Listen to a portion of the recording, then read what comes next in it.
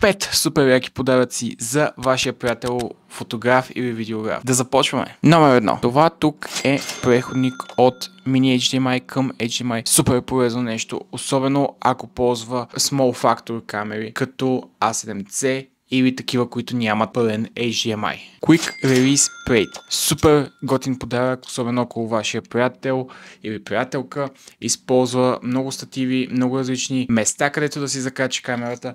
Това улеснява живота.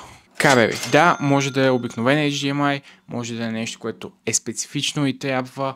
В случая на мен допреди няколко дни мега многото ми трябваха висококачествени HDMI кабели. Този тук е 2.1 8K HDMI кабел, който предава 98 гигабита информация в секунда. Или по друг начин казано 8K 60 кадра с HDR.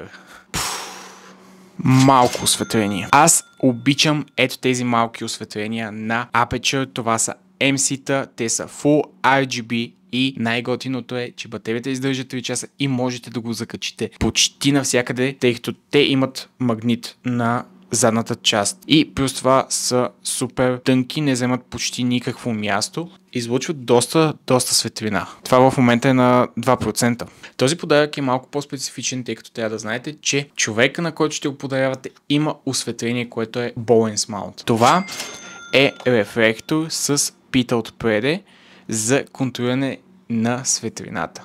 Мега яко и върши уникална работа.